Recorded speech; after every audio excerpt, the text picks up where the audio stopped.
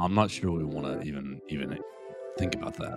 No, but man, it's a realistic possibility.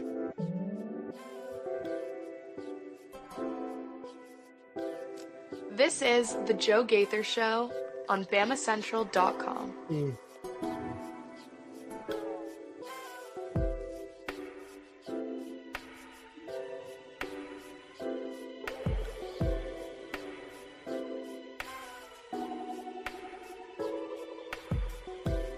Good morning, Tuscaloosa, Internet World, West Alabama. How we doing today on a Wednesday? Happy Hump Day. It's the Joe Gaither Show on Bama Central, BamaCentral.com. Hope you and yours are doing well. We're hanging out live in the Derek Daniel State Farm Studios, and you're hanging out with us on the Bama Central YouTube channel, on the Bama Central Facebook page. You're hanging out with us on social media, on Twitter at Joe Gaither6. You're listening to us on Spotify, Apple Podcasts, and Amazon. Really, Red Circle, BBL, Bubble, wherever you get your podcasts. You can find the Joe Gaither Show on Bama Central. We're live with our friend Mason Woods, co-host of the show. You can find Mason at MAWoods_ on the Twitter machine. We got a lot to get into today. We're going to talk about the Missouri Tigers. We're going to decide what we need to do, what Alabama needs to do, if Alabama is going to be able to go up to Missouri and win. We're going to take a voicemail from Dax. We're going to talk all kinds of things. We'll talk little jugs machine. I think that I do want to get into that with you. Little jugs machine, little rugby footballs. If that's the way to get Ryan Williams back to 100% catch ratio, we're going to talk about a lot today on the show. But first, we want to let you know we're brought to you by Derek Daniel. You can find Derek Daniel, State Farm Insurance, right here off of McFarland Boulevard. Call them today at 205-758-3391 for all of your insurance needs. Like a good neighbor, Derek Daniel is there for all your home, your life, your auto insurance needs. You can call him today. He's got 3 great team members upstairs, Red, Lane, and Bobby. All would love to take your phone call and make it happen for you and your family. So we appreciate Derek Daniel for hosting the program, for sponsoring the show. Call Derek for all your insurance needs. Call him and see how much he can save you today. With that, follow Mason Woods at MAWoods_ on the Twitter machine, writing all things recruiting for Alabama Crimson Tide on SI, Missouri Tigers on SI, Vanderbilt Commodores on SI, and the Boston College Eagles on SI. Good morning, Mason. How we doing? Doing good this morning. Doing good. Was taking a look yesterday at all these at the Missouri 2026-2027 class. A lot of good looking recruits there. Took a look about it last night. Starting on the Vanderbilt kids. We'll get into the Alabama kids today and the Boston College as well. So a big day ahead. Huge day ahead on the recruiting sphere. I know there is some big time performances in the Alabama sphere. You know, I have not quite gotten to them yet for this week, but I'm pretty sure Xavier Correll is another guy that had a big time performance this week. I think Owen Cabell had a big time game. Max Sutter had a big game, I want to say. Jet Tamala obviously had another big game, as he seemingly does every week. So all kind of big time performances for the Crimson Tide guys. Jet playing basically one half of games. So I figured out he's playing basically the equivalent of 1A football. I mean, I think that's just Nebraska, or I think it's just because I think that his school is the best high school football team in Nebraska. Yeah, you're right. I think he's playing the equivalent of 1A football, but his school has become specialized and has become kind of the place to go if you are a high school football player. People on the Twitter machine do not like them very much. Right. So that's why he's playing at half. He's dominating, and they're letting other players play. So their coach is like, "Hey guys, we're playing 1A football. You did your job." But I mean, he's getting reps with other really high level prospects, not playing necessarily against other high level prospects, but getting reps alongside nonetheless. And I'm sure a lot of practice reps, but like I've said about him for the last month or so, regardless of who he's playing against, the accuracy is there, and you see the arm strength, you see the timing there that he's able to hit these guys in stride. So he has these traits that will translate, I think, to even once the game speeds up and he plays higher level competition. Right. Once he early enrolls, he's going to sit back and get up to speed, and he's going to be great. It's not like he's just running around for his life out there, slinging guys off left and right, being one of those just he's just very clearly the best athlete on the field type quarterback. It's no, he's standing in the pocket and he's really delivering the football extremely well. Well, we're excited for you, Jed Tamala. Great season so far. Glad to see you have shut down your recruitment. I believe Taden Kawa has also shut down his recruitment. So you got both the Alabama quarterback commits are locked in with the Tide. So we'll see how they go the rest of their season. Mason, why don't we just start the show with the voicemail machine? We took a voicemail from Dax yesterday and didn't get to play it just because the show kind of got distracted, and then we were too late for Michael, so we jumped in with Michael Bronner. Big thanks to Michael Bronner for joining us on the show yesterday.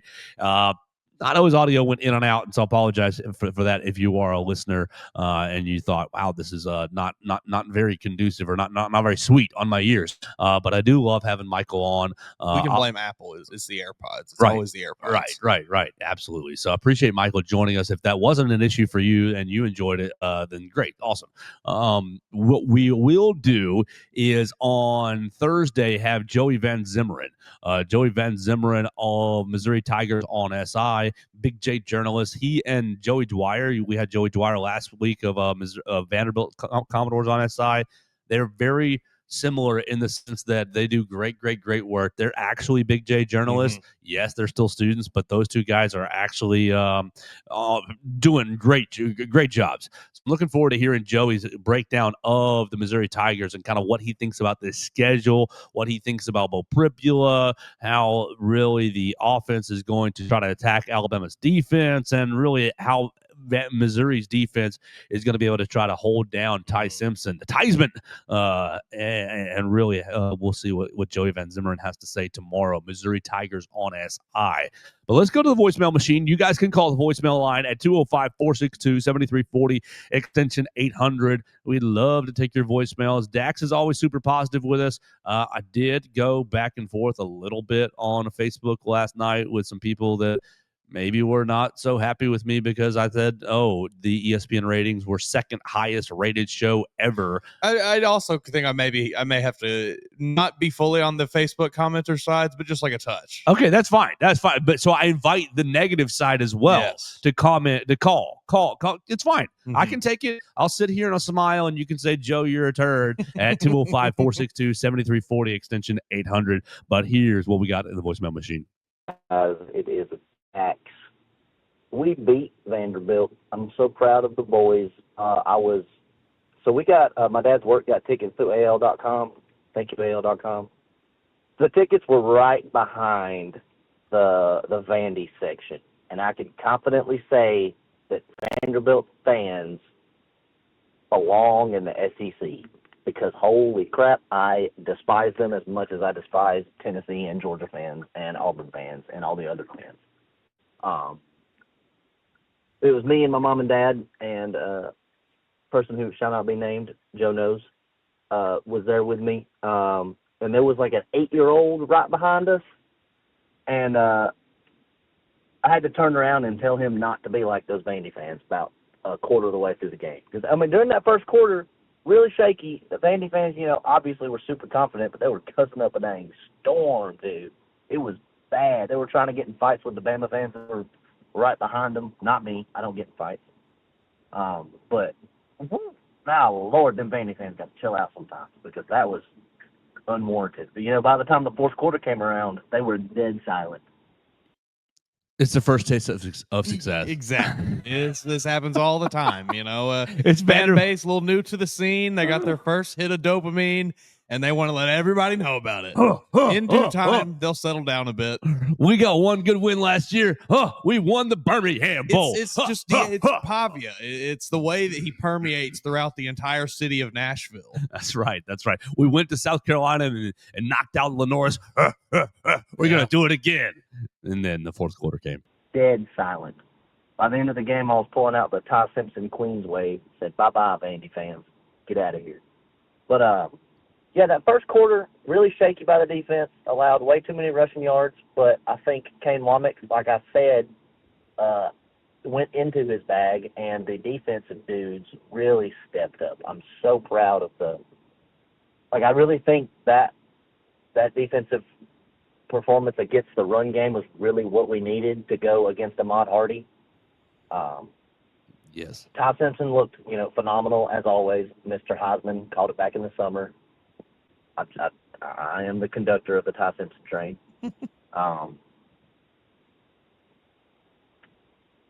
Also, I once again predicted what the score should have been instead of what the score actually was. Like, it was 23-14 going into right before we scored that backdoor cover touchdown. And it should have been 40-14 because we had 3 or 4 drives end up with a field goal. We got to finish them drives out. But you know what? It's fine. We got Ryan Grubb. He'll fix it. I guarantee it. Super proud of the boys. Oh yeah, it was. We had I forget. It was the 3rd or 4th down right before Jan Miller scored, and I was like, "Kick the field goal. We need to cover." And the 2 dudes in front of me started dying out laughing. And then they hike the ball, give it to Jan Miller, and he runs for that touchdown. And then both them Bama boys looked at me and pointed at me and was like, "You're the man." I was like, "I am indeed. Thank you, brothers." But that's about it. On to Missouri. This is by far the most daunting rushing attack we're going to have to face this year. I have no doubt in my mind about that one. Ahmad Hardy is going to be in New York, I think. It depends. They have the 109th ranked strength of schedule so far. Missouri has played nobody, so we really do not know exactly how good they are. Also, Bama hasn't played their best game of the year yet, and I really hope that continues to be the case up until the national championship game. I think that's about all I've got to say. I'll probably remember something I should have said on here later tonight when I'm thinking, when I'm watching some more highlights, because, we beat Vandy. Roll Tide. Roll Tide. Dax on the voicemail machine, 205-462-7340, extension 800 if you want to call and join Dax. We appreciate him being on the program. Yeah, absolutely. You are the man, Dax. You're the man, and I'm glad that you we got to have him in the stadium every week to if he says, "Hey, we need a cover here," boom, touchdown. Works. I'll take it. Absolutely. Let's go into his comment. I'm not necessarily going to disagree. Best rushing attack Alabama's going to see this year. We saw Chauncey Bowens at Georgia do some things. Yeah, absolutely. If you go over to your stat sheet, Missouri, Ahmad Hardy, 103 attempts, 730 yards. Who's the second leading rusher in the SEC? Ahmad Hardy's first. Who's second? Is it Cedric Alexander? No, Cedric Alexander's 13. Florida? Cedric Alexander 13. Jaden Ball is 7. Man. Jaden Ball is 7 with 396 yards. I'll give you one more guess and we'll tell you. Yeah, man, I don't know. Gentleman at Tennessee, though I'm blanking on his name right Deshaun now. Bishop is 12th at 335 yards. It's Fluff Bothwell from Mississippi State, 465 yards. So he's got 565, 665, 3. He's got 200 and basically that's 260 yards more than number 2. More yards, touchdowns, and more average yards per carry than Derrick Henry did in his first 6 games of his Heisman campaign. Just interesting stat I saw this morning. You got to keep it going here, brother. Whole lot of context for that one that is important, but 9 touchdowns. Number 2 in touchdowns, Kewan Lacey from Ole Miss. Number 3, Seth McGowan from Kentucky at 7. So he's not as far ahead in the touchdown departments as he is in the yards department. He's up 265 and had a bye week this past week. Yeah, and was already at 730. Is Missouri the best rushing attack Alabama has seen so far? And then going forward, is it the best rushing attack they will see this year? I mean, I think that's probably right. I'm running through the schedule in my head. I don't foresee anybody else having as effective of a rushing attack until maybe you get to the playoff or something and you face, one of these other teams who by that point in the season maybe has kind of found their footing there. I think Dax is right. I think Ahmad Hardy is the most dangerous running back you will play this year if you're Alabama. And, this Missouri run game as a whole is maybe the most dangerous run game you'll play against. Now, he is also correct in pointing out that they have a very low strength of schedule. They have not really played anybody overly impressive so far this season. The one win against South Carolina looked good, but now we think that South Carolina might not be quite as good as we thought they were. Stink. Exactly. So there's a little bit of give and take there with how good this Missouri rushing offense actually is. We will find out for sure against Alabama. but they seem to line up just like, they seem to be in line with other teams that have given Alabama fits a little bit this year. Jam and Kevin Riley. Jam in 2 games, 38 carries for 182 has passed Kevin Riley. Kevin Riley, 38 carries for 167. So combine both those guys, and you don't have the same rushing attempts as Ahmad Hardy. Man, we haven't really talked about it, since like week 1, really. But were we, the Richard Young talk in the offseason of him being kind of the forgotten guy in the back block. Exactly. But him being the forgotten guy, we kind of we had put that out there, and then I think after a week or so of sitting on that and talking about it more, kind of fell in the camp of like, no, he's not going to be completely forgotten about. But here we are, 5-6 weeks into the season, and he has been almost. He's an afterthought in this offense. And yeah, you say it. I think I agree with you. It's probably largely because he doesn't seem to like putting his body out there to block people when he needs to. But also, even when he has gotten the ball, it's not like he was overly impressive. He didn't run the ball super hard. He ran upright, kind of didn't really seem to have any breakaway speed, didn't really get to the edge well. Disappointing. I expected maybe him to have a good season this year, especially given the early season opportunities he could have had with the injury to Jam Miller, but just hasn't taken advantage of any of them. Yeah, he and Daniel Hill disappointing with their vision, disappointing with their with what. And now, granted, there weren't that many holes up front early. That's part of the reason why the offensive line's been rotating so much. But yeah, I think disappointing with their vision has, I think what Kevin Riley did with the same holes, right? Kevin found a crease, slipped through them, and he'll take his 4 or 5 yards. Yeah, exactly. Right. And so. Yeah, Lee. I don't think the Alabama running back room is in a bad spot, though. I'll tell you this: Chicago Bears, 2nd round, Justice Haynes, because he's not going to be a first rounder. Have we moved off of Justice Haynes as just getting very favorable matchups to maybe he is actually a good running back? I think he's good for sure, but he's also getting favorable matchups, and he's playing behind a really good offensive line. Yeah, these are all true. I think all 3 of these things can be true. Yeah, I think he's good, but traitor. Hail to the victor. Dun, dun, dun, dun, dun, dun. Yeah, sorry. I think that I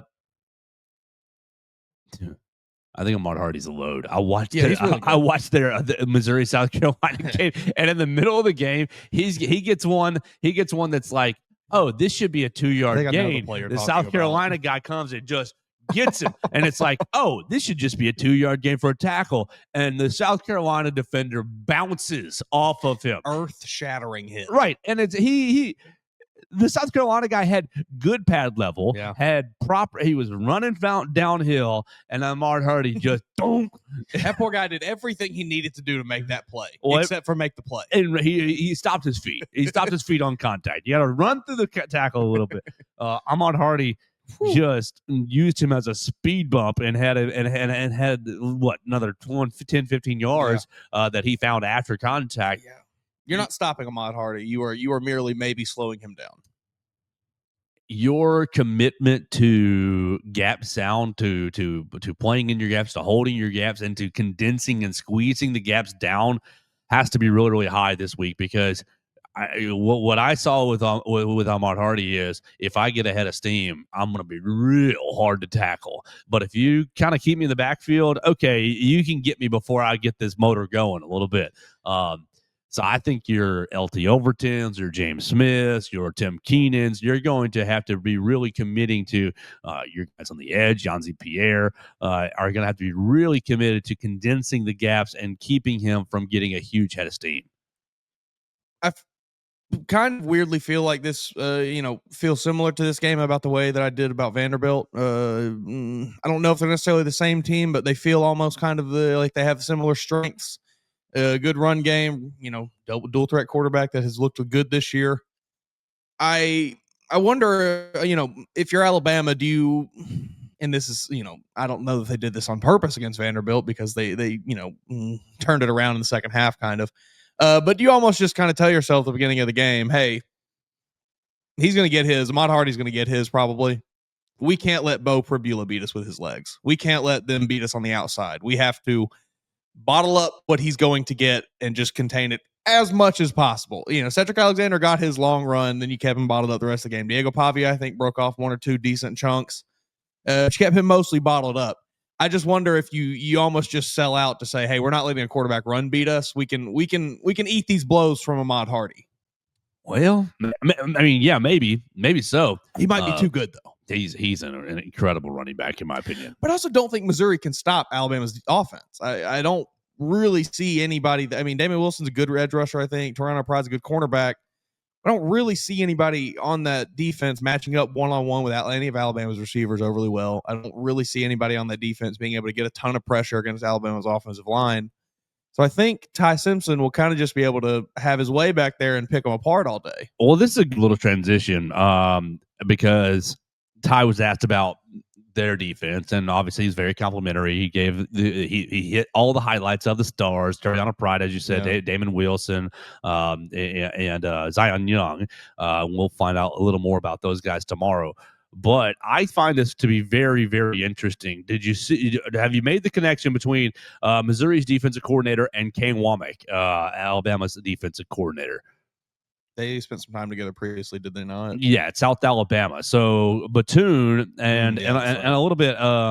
He spent some time also on his father's staff, on Kane's father's staff. So Corey Batoon most recently was South Alabama's defensive coordinator with Kane Womack, 2021 to 2023. And obviously Womack was head coach at that time, essentially running the exact same system. How does that give the Alabama offense an even greater advantage? Because, hey, this is just basic install system that we saw. Now, obviously, they're going to throw some wrinkles, but this is, hey, in spring practice, when the defense is just installing their stuff and we're just installing our stuff, this is what we saw. This is back to the basics, and we're going to be able to rip them apart offensively. I'm kind of uniquely torn on this. I think on one hand, yes, it does help you because, like you said, obviously you're going to be facing off a defense that you've seen a pretty decent amount of in your own practice time. You have seen looks similar to what you're going to face on Saturday. You have gotten comfortable going against looks that you're going to be facing on Saturday. But also, that makes me wonder if the wrinkles that Missouri does throw in are going to be just that much more effective, because you're already sitting there thinking, oh, I've seen this defense. I know what's coming. I've seen this guy do that. I know. Oh, I know if we call this, they're probably going to do this. And then here comes Corey Batoon with, some wacky blitz package, whatever it is.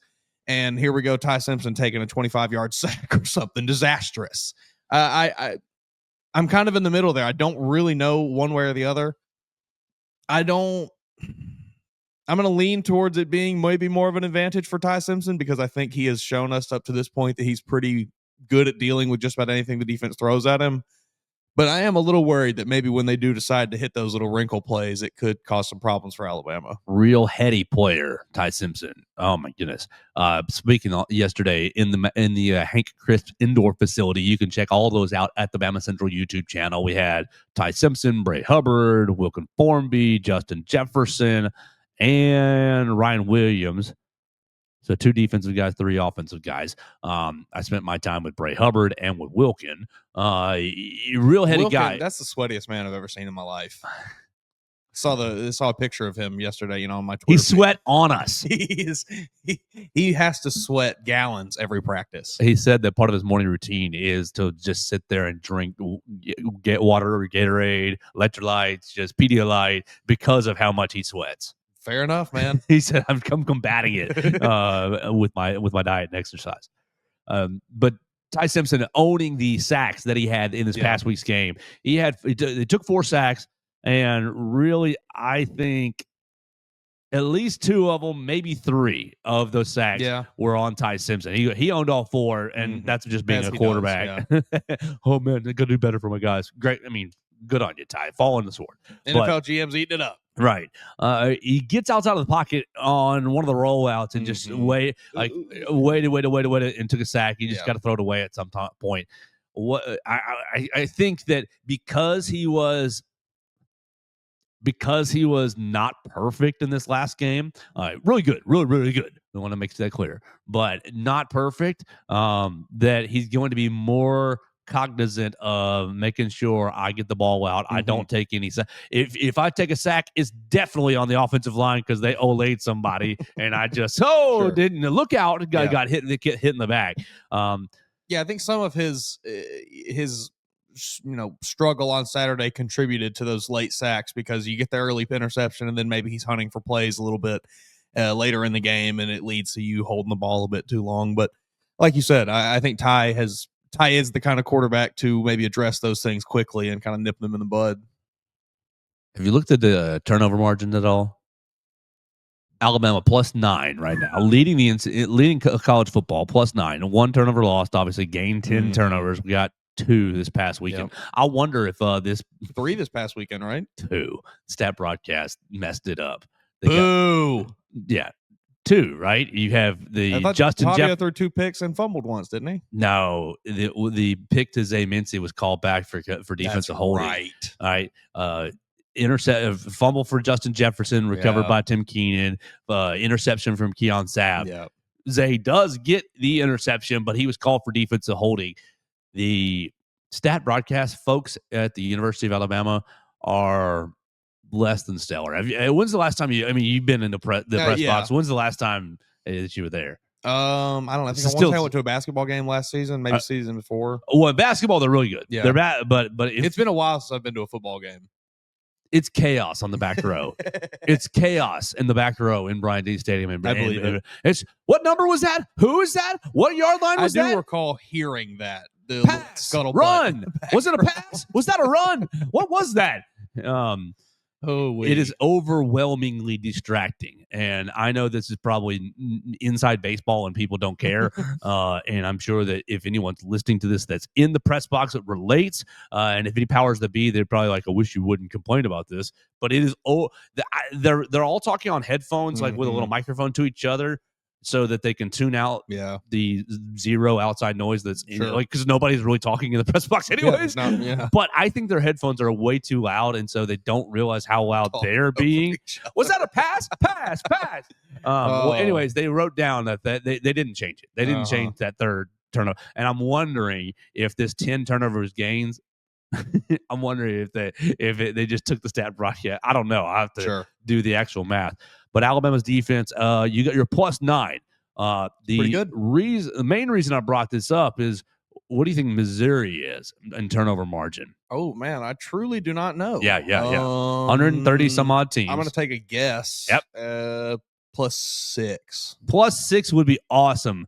Eli Drinkwitz would love you. How about they are 0? Oh, net 0. They're 69 overall. They're tied for 69 with Eastern Michigan, Jacksonville State, UMass, Texas A&M, and ULM. I'm trying to recall the bit of Missouri I've watched this season, and I don't seem to recall many interception issues. Is this a fumbling problem or is it an interception issue? 3 interceptions on the year, one fumble, and then they've gotten 3 interceptions and 1 fumble. So net 0. We got to get one on both Bribula. I think you absolutely have to in this game. Yeah. I feel like you got a pretty good chance to. You got decent pressure against Pavia last week. You forced him into an uncomfortable situation that I think was contributed to that interception. Obviously a great play by the defender, but yeah, I think you got to go get one this week. And if you're Ty, you got to not throw one this week. Yeah. They put him in a bad spot. Now it was not a great dang ball. It was a bad throw. Like it was a bad decision, everybody involved, but they put him in a bad spot there. They really hung him out to dry. Yeah, 4th and 1. Run the dang ball. What were they? The 35-yard line, 40-yard line. Yeah. What are we doing? Run the dang ball. Exactly. If you don't get it, at least you can go over to the offensive line and be a man. Rah, rah, rah. Toughen up. We got to get this attitude. Yeah. Speaking of coaches on the sideline, did you see the Arizona Cardinals? I did. I was intrigued by this situation, to say the least. My initial reaction to watching the video was like, all right, man, chill out. I didn't really think he needed to be fined $100,000 for that. I thought that could have stopped at him and Amari DiMercato had a conversation between the two of them like adults and came to a conclusion that, hey, we're cool now. But yeah, no, that was wild. It was a bad play by DiMercato. Right. I mean, it's the Cardinals, then. I can live with you had a an angry moment, you had an unsportsmanlike conduct, like, okay, we can tell you to calm down and control your emotions. But dropping the football in wide open space before you go. Sneed knocked it out, man. All right, great. No, he didn't. Yeah, no. You have to carry the football across the goal line. Yeah, no, touchdowns are so precious that what are you doing? Why are you even flirting with it? It happened last week. Right. The Colts did it last week. Right. You had a perfect example. Yeah. So Coach Gannon gets in his face for people who didn't see it and gets in his face, and he ends up popping him on the shoulder pad. And then as he's walking away, giving him another kind of shove-ish, push-ish in the back. Definitely looked like an example of like, I'm so mad. I have to do something with my hands, which is like, hey, you're at the highest level of your profession. Like, show a little bit of restraint, in my opinion. But also, like, it's not anything more deep than just these are two grown men playing at the highest level of their profession, and they're upset with each other. They Jonathan Gannon came out to the media Monday morning and was like, we had a conversation today about it. I addressed the team. Everything's cool now.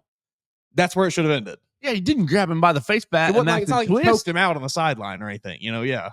And he didn't punch him in the face. Like, you hit him in the shoulder pad where he's been hit 10 million times, way harder than that. I think it was just the manner in which it happened, where it was, at least to me, pretty obvious that it was not just a, come on, man. It was I've lost control of my physical. I can no longer restrain myself physically, so I have to do something. Yeah. Which seemed a little childish to me. I agree. Just like after stepping back from it, is crazy though. You had people like, you can't touch him like that. And I'm like, brother. Yeah, Jeff Saturday doing his whole spiel on whatever it was. He knows he's in the wrong. To touch another man like that, it's like, all right, dude, come on. I guess that's it was just not that deep. I guess that's right, but it's like, where's the line between I'm the coach and you? I got a couple face mask grabs when I when I played as a player, and maybe it's like, well, Joe, just because it happened to you doesn't make it okay. But I think that's maybe a case of this. Okay, all right. Well, I also think it's different though when it's different when it's a like grown authority figure and a child.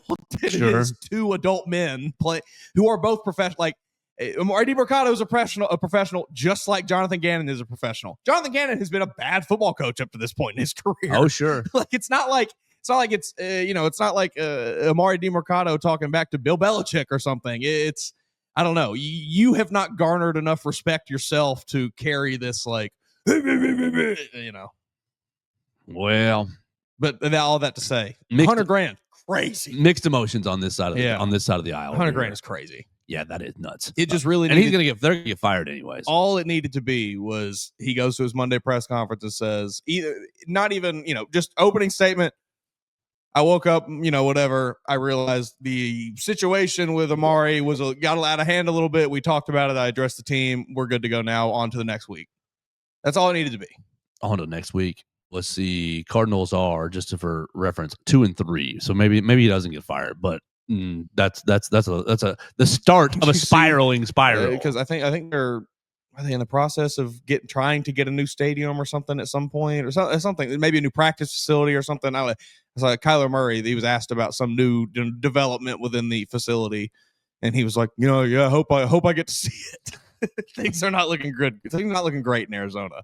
All-time bad franchise for them to be the oldest franchise in the league. Speaking of new facilities, what do you think? When I'm watching Missouri Memorial Stadium, I want to make sure I get still under construction. Yes. I'm watching Missouri. This says the capacity is 62,000. Mm-hmm. I don't know if that 62,000 is with the renovations, the high vis vests that are standing over there smoking cigarettes, watching the game. Yeah, like I'm not sure if what's under construction is going to be new and they'll update the 62K to 75, 80, or if it was 62K, mm-hmm. We've torn down an end zone and then it's going to be something that I have no doubt. We'll find out from Joey, but I think the intimidation factor, the intimidating environment factor, goes way, way, way down as I'm watching South Carolina, Missouri, and I'm like, that end zone's just empty. Mm-hmm. There's nothing there.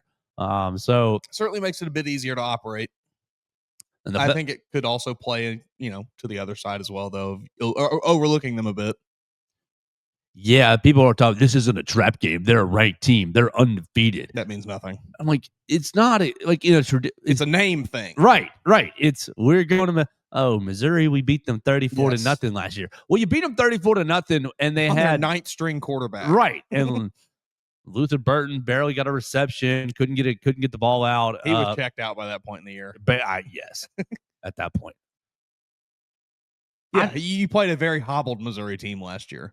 Another big conversation that came up in the facility yesterday is the fact that Alabama is a morning practice team. You think that that's going to be an not advantage, but help the team overcome the 11 a.m. Oh man, the sleepies. We're rubbing the sleepy out of our eyes. Yeah, I mean a bit. I think getting into any bit of routine, you get used to just being like, I worked at Home Depot for a long time before we started doing this. I still wake up almost every morning at the time I used to wake up to go to Home Depot. It just happens. You do something long enough, your body gets used to doing that. So, I think at least it helps a little bit.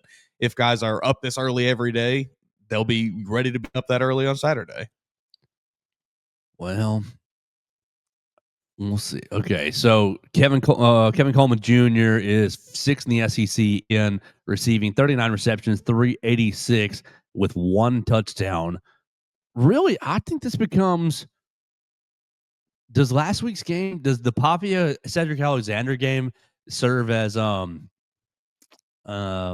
practice reps because obviously it's a game, but serve as basically a warm-up look to, hey, Bo Pribio is a better athlete than Diego Pavia, and Ahmad Hardy is a meaner version of Cedric Alexander. I think so. I think that's kind of like what I was saying. Like, I feel like these two teams are kind of similar. You can look at them through a similar lens. You can prepare for them similarly. I am encouraged by what Alabama showed against Vanderbilt. They bent early, but they did not break. And then by the end of the game, they were not bending at all. I imagine some of that will continue into this week. Now, like I said, Ahmad Hardy is a better running back than Cedric Alexander is. I think Bo Pribula might be a better quarterback than Diego Pavia is. He's a better athlete than Pavia. Yeah. So you're probably still going to bend a little bit. Those guys are going to get their plays, but you just have to hold up when you need it most. As much as we want to complain about Alabama allowing Cedric Alexander to run for as many yards as he did, like Vandy only scored 14 points. 85% of that production came on one play. Exactly. It's not. Bama's rush defense did not play bad that game. Right. It was a couple chunk plays that made the end result look worse than it really was. Right. It makes me think of a comment I heard yesterday talking about we're leaving the facility and somebody said, well, Wilt Formby hasn't been good this year. And I'm like, well, a couple of bad plays doesn't mean like you're playing 50 plays a game if you have 2 bad ones. Like, yeah, it's the cornerback discussion. The only thing anybody remembers is when you get beat for a touchdown. They don't remember all the pass breakups and the locking guys up so tight that the quarterback doesn't even want to throw your way. They just remember when you get burned for a touchdown. Same thing with tackles. They don't remember all the pancakes. They just remember when a guy's screaming off the edge and you're looking like an idiot throwing your hands up. Right. And Alabama's offensive line's better than South Carolina and Kansas. I think so. Do we think Missouri's offensive line is better than Alabama's? Maybe a bit. They're a lot older, that's for sure. Maybe a bit, yeah. Well, not a lot older. I mean, if we're being honest, Alabama has some seniority there across the front 5. Our lads, Missouri brings us to Javion Richardson, redshirt junior, left tackle. Dominic Goodice, a graduate. You got Connor Tollison, graduate. Now, Connor Tollison is like Missouri through and through. He's been there for ages. He was there, one of the representatives at SEC Media Days. Curtis Piegler, redshirt junior, and Keegan Trost. Keegan Trost, graduate. So 1, 2, 3 graduates and 2 redshirt juniors on the offensive line. But I think maybe we're about past that at this point, especially with Tim Keenan healthy, with James Smith not missing the whole first half like he did against Vanderbilt. You're going to get London Simmons more action. Womack said he's earning more playing time. And Edric Hill is starting to really dig that hit on Pavia in that game. That got me out of my seat, let me say. That was sweet. So I wonder if we're getting past the age thing because the Yeah. experience. You're 5 games in now for this Alabama defensive front.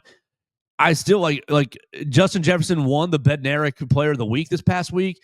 He made a lot of tackles, but I still wonder about both the inside linebackers being in the right gap at the right time and filling that gap. I think Justin Jefferson is excellent in the open field. Mm-hmm. Excellent in open field.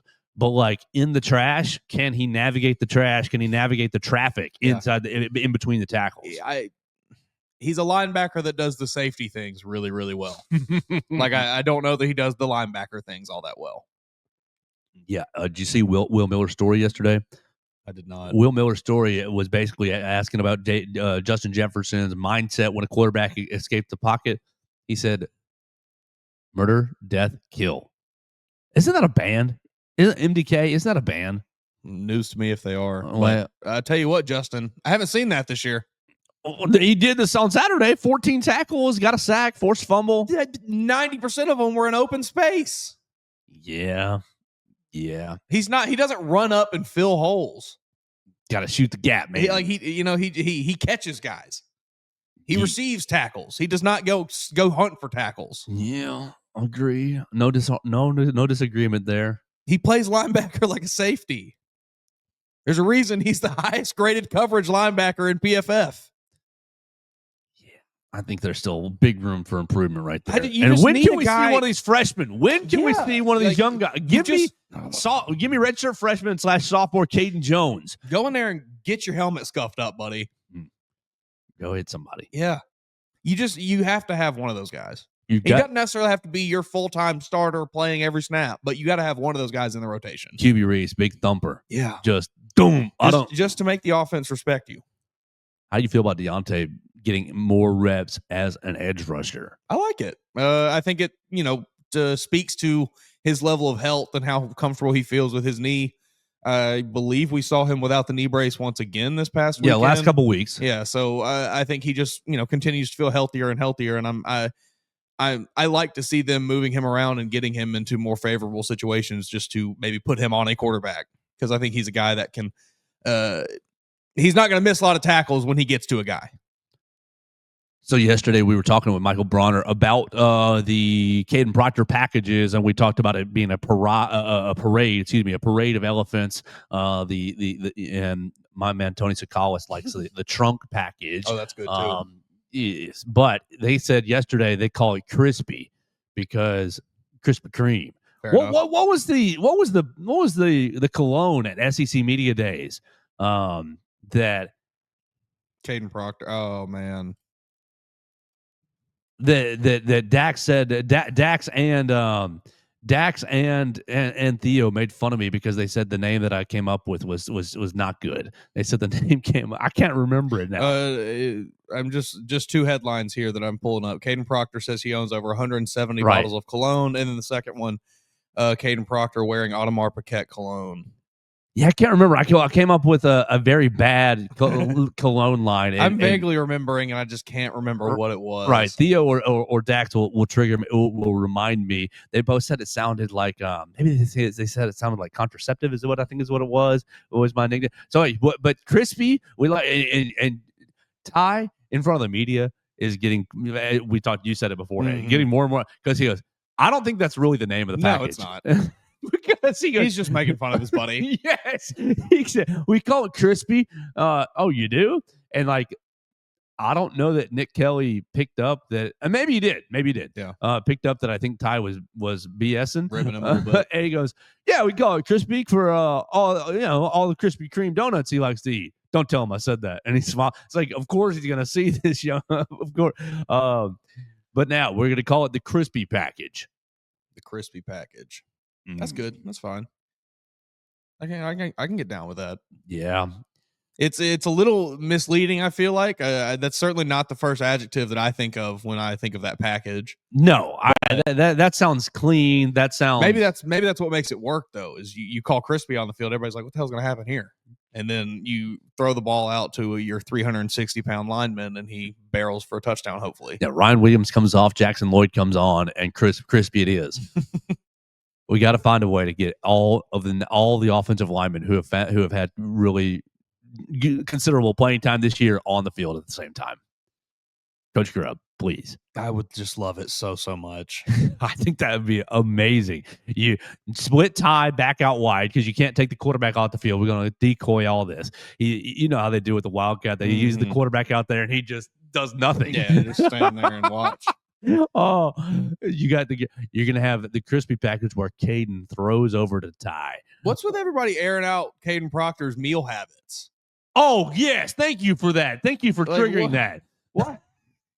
Everybody just coming after my man. Like, we know he's big. Damn, he probably doesn't like to hear about it that much. Wilkin, what's the most athletic thing you've seen Caden Proctor do? Finish a Chipotle bowl in 40 seconds. Come on, Wilkin. I know you can do that too. They go, double meat. He goes, triple meat.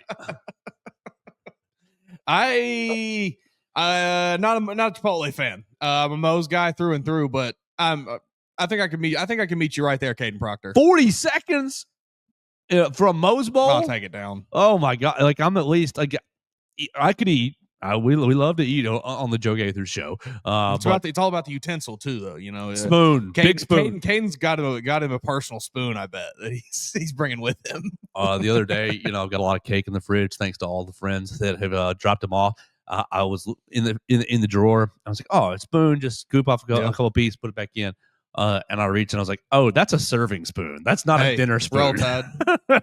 So if Caden's getting himself a serving spoon, just to, Hey man, it's good protein. I imagine he's like they said, he's a triple meat kind of guy. He's getting loading up on that whatever it is at Chipotle. That's bad nowadays. for you. That's 40 seconds. That's bad for you, man. Take your time, chew and swallow. That's overrated. It's all about fuel. Chew and swallow. Well, you want to fill your car up slower too, Joe? That's a different concept there. No, same thing. You're gonna ask the gas, hey, slow the pump down a little bit for me. My car needs a breath. My car needs to digest this. so it goes all the way through all the systems, all the No, that's what fuels him.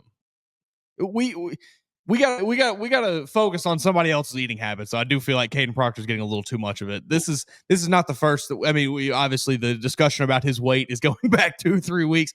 Like, he knows he's big. We all know he's big. He's meant to be big. He's an offensive tackle. But man, that does have to suck. Just hear strangers discussing your body composition. Makes me think of Eddie Lacy. I always feel so bad for the way everything went down. I like China food. Man, I just feel bad for Eddie Lacy. I always will. Well, I did ask Bray and Wilkin what their morning's routines were because of the morning games, and they both got into their morning eating Bray habits. feels like a egg whites guy. Dude, Bray was, he goes, practice or game? I said, man, either. 6 egg whites and a black coffee. For practice, I do toast with butter and a chocolate milk. Hey, and then for a game, we do pancakes and pancakes with a little butter and syrup, and sometimes a chocolate milk, sometimes a water. I like it. I'm like, all right, we love it. And he goes, I love peanut butter, no jelly. No, I don't like jelly. He said, I like peanut butter on my biscuits too. That's unique. That's got to be drier than that's the what Sahara, my man. That's what he goes. You need that chocolate milk, buddy. He goes, people ask me, how can I eat a dry sandwich? I'm like, I don't know. I just like it. Respect. Wilkin was the same sort of way. Peanut butter and pancakes. That's a wild move. They love that peanut butter over in the facility. They sure do. I mean, what was it? Was it AJ McCarron? I remember 2 months ago talking about when he was trying to gain weight when he came here as a freshman. I don't remember who it was, but it was him and one other player. And they Robert Foster, maybe that's what it was. And he said they'd have to basically the two of them would split a jar of peanut butter like every other day or something before they were allowed to come into the facility. That's gross. I love peanut butter. Do not love peanut butter that much. No, give me peanut butter and chocolate together, sure, and we'll be good. Look, I'm a grown 26-year-old man. I'll still eat a PB&J every now and then. Oh yeah, for sure. Oh, take it down. Glass of ice cold milk too. Yeah, I mean, what are we talking about here? You're back at 5 years old, right there. It's amazing. That childhood itch is scratched in you. Well, we've gone way off the rails, and so we're going to get back on it and get out of here. We are the rest of the day. We're going to have Eli Drinkwitz join us on the SEC Coaches Teleconference. You can find that on the Bama Central YouTube channel, 11:20. Hey, we get it nice and convenient today, Mason. When you got Drinkwitz and DeBoer back to back, so perfect. They have it scheduled out, and it's just happenstance that they're always on back to back, and this week it works out even better for us. So it's going to be 11:20 for Coach Drinkwitz and 11:30 for DeBoer. What do we ask? If I tapped in for Drinkwitz, what do I ask him? Do I ask him about? I do know what I'd like for somebody to ask DeBoer. Yeah, even though he wouldn't get a real answer. Let's do it. Coach, explain to me the actual science behind making your wide receivers catch rugby balls to improve their catching ability. Because it's complete BS.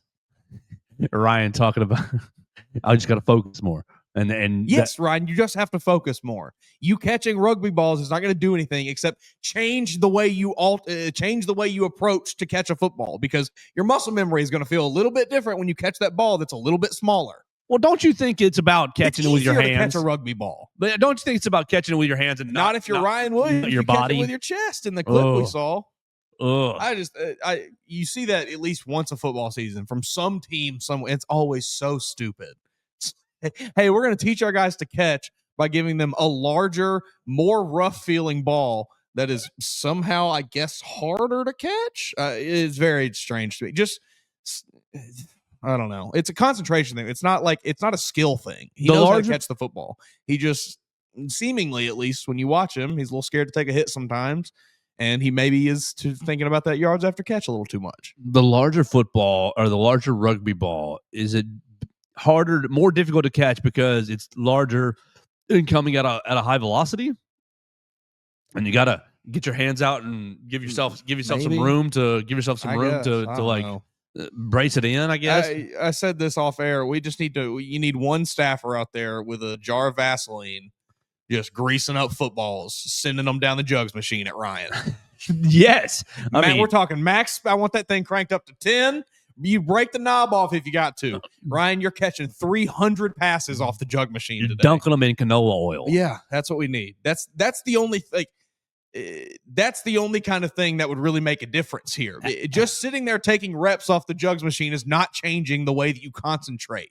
How about what does that do to it? Does it send the football flying? I don't know. One way or the other. I'd be curious to find out, though. Yeah, you should find out. Did you see our Arizona State coach? What's his name? Kenny Dillingham. Dillingham, thank you. Spraying the water on Sam Levitt. Every single snap, he's just hosing the water. He's hosing it down because apparently it's going to be wet wherever they are. That's what we need to be doing, Ryan Williams. But instead of water, he's dipping his hands in vegetable oil or something. Hey, man, let me see them gloves. Spray them down. Yeah, that's what you need, just a little nonstick spray. He comes off and he hands you his hand. Yeah, back on the field, buddy. Something. Are you worried about it? I am worried about it. Still had 100 yards? Sure. And a touchdown? Okay. With a drop. What's going to happen when, all right, we desperately need Ryan on this 3rd and long. Bomb down the field, 40 yards. Oh, right out of his hands. It's just, drops are drops or drops or drops. I'm still concerned about them happening because at some point they're going to happen when you really don't need them to. Yes, they are. It feels like the shoe that you're just waiting to drop. I mean, even against Georgia, you don't think you could have used that extra touchdown there? Well, they scored on the drive anyways, but sure. Yes. The electricity. Yeah. You have that 50-yard bomb to Ryan right there. That defense goes, oh. I understand the sentiment of he still had 100 yards. He's fine, folks. It's a couple drops. No big deal. Greg McElroy, I think, said on, Mac and Cube show with Cole Kubelik a few weeks ago, whatever it was, that, Julio Jones led the team in drops his first 2 years as well. And it's sure, that might be true. But Julio Jones also fixed the issue, and he turned out to be one of the greatest receivers in the history of the program. Ryan Williams has the opportunity to do that, but we've not quite seen it yet. And he's kind of regressed this year, in my opinion. I think that's probably right. Good thing you have Jeremy Bernard and Isaiah Horton to pick up the slack. Pretty lucky. He said, do you like having 2 wide receiver ones? And he's like, well, we may have more than that. Perfect answer right there would have been for him to just say, I don't know if I'm in that group. Those 2 guys sure are. Yeah, for sure. He should have gone the opposite way. He's like, they're wide receiver ones? It's me. Oh, that would have been even. The fan base would have lost it. They would have lost it if that were the case. No, get Ryan. Get him on one of those machines where it's got all the sticks and they drop in front of you. Yeah, and you gotta catch them. Let's get him on one of those things. Get him doing the little tap the screen, doing the number, the memory, the whatever it is. It's something. It's a concentration thing. It's not a skill issue with Ryan Williams. So it's obviously way different than high school, but we used to have this rubber ball that had knobs on it, that had different knobs on it, and you throw the knob, you throw it, and it bounces all over the place. We used to, you stand on the wall, I'm going to throw this ball, it's going to bounce in all kinds of funky ways. Yeah, exactly. Yeah, I used to have a baseball coach that would throw us at that, get down in catcher stance, and he'd fire them at you. It was awful. Terrible. But Ryan, it worked. We got to get it going, my man. Got to get it going. Something other than just taking reps on the jugs machine. Does he just absolutely rip up Missouri this week? I sure hope because of all the noise. I really hope so. There's been a lot of noise all season, though. Yeah, and he's had a good season. He's had a good. Let's see. He should be having a great season. How many drops does he have this year? What, 6? He's still 12th in the SEC in receiving, 338 yards, 3 touchdowns. How many drops does he have this year? They don't track that, do they? Not on the page that I'm on right here, but at least he's got at least 5 or 6, I bet. 2 against Florida State, 1 against Georgia, and 1 against Vanderbilt, I think. So 4. I mean, he's got more than that. Yeah, maybe 5 or 6. But he's got at least 1 in every game, I bet. Yeah, 4 that I can think of. I bet you go look at ULM in Wisconsin, you'll find something that's like, come on, buddy. Yeah, should have caught it. Jeremy Bernard, 5th in the league in receiving, 392 yards and 5 touchdowns. Chris Brazel standing alone, 7 touchdowns. That's a good receiver. Yeah, you see the Mario Craver, Texas A&M, leading the league in yards to 557. All right. We're in the weeds a little bit here at the end of the show. Did you see the clip of Greg McElroy being asked, who's the best quarterback in the SEC? Well, the most talented quarterback. No. Who's the best quarterback in the SEC? Well, if you look at the guy that's playing the best, Greg, who is the best quarterback in the he just couldn't say it. It's because he's friends with all of them. He just couldn't say it. He could not, for the life of him, get Ty Simpson out of his mouth. It's because he's buddies with all of them. I don't want to say Ty because then that'll make me, I'm friends with Mateer. I'm friends with Arch Manning. We know that you're a professional, buddy. You don't have to keep up this facade of Alabama. They play football in Alabama? What? This is crazy. It's so annoying. Let's see what the passing numbers are in the league, across the league right now. Passing 2025. That's what I want. Number 1 in yards, Mr. Ty Simpson. Bingo. 1478. Number 1 in touchdowns is Diego Pavia, 14 passing touchdowns, but Ty right there at 13. And who's got the fewest interceptions? Well, all these guys with 0 that haven't got a single snap. But Jackson Arnold hasn't thrown an interception either. Got to give him some credit. That's shocking to me. If you had asked me how many he'd thrown this year, I'd have told you 3 or 4. But Ty with 1 interception. So completion percentage. I don't care about these guys who don't qualify. Ty Simpson, 3rd in completion percentage behind Bo Pribula and Diego Pavia, 70%. Bo Pribula right at 76%. Bo Pribula, 1,200 yards, 9 touchdowns, 3 interceptions. Bo Pribula has taken 12 sacks, though. Who's also look, 76% completion sounds really good. It is good. But it's almost so high to where it's like, all right, buddy, let's check that depth of target. Let's see how far you're throwing the ball. We get that ball out. If you find yourself in that 65 to 72 range, hey, you're just a real good quarterback. But once you start creeping up above 75, that's where you, at least for me, I want to look at how far you're actually having to throw the ball.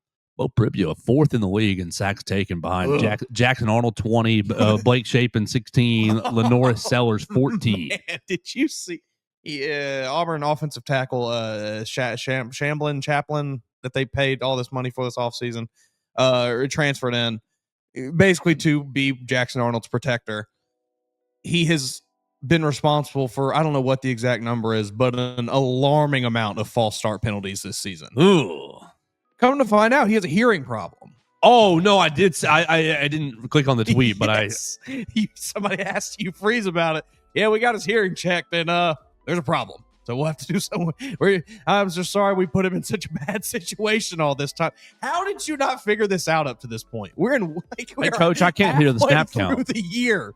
How has either one, he not communicated it well enough that I literally cannot hear what's happening, or two, you're too like obtuse to notice, oh my God, this guy can't hear.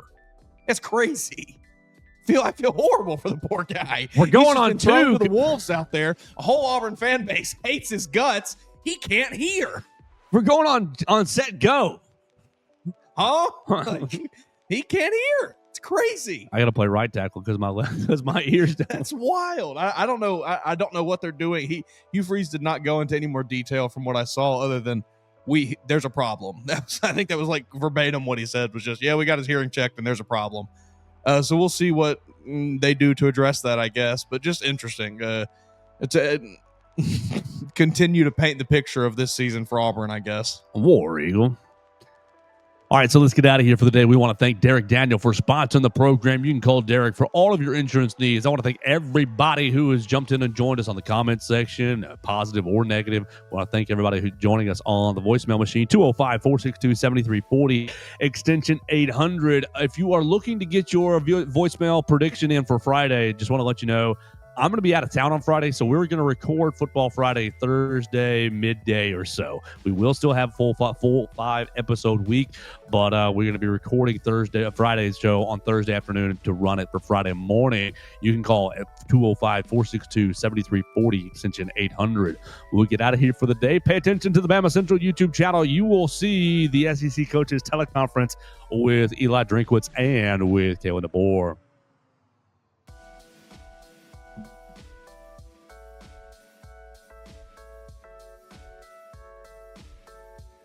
Thanks for joining us on today's edition of the Joe Gaither Show on Bama Central.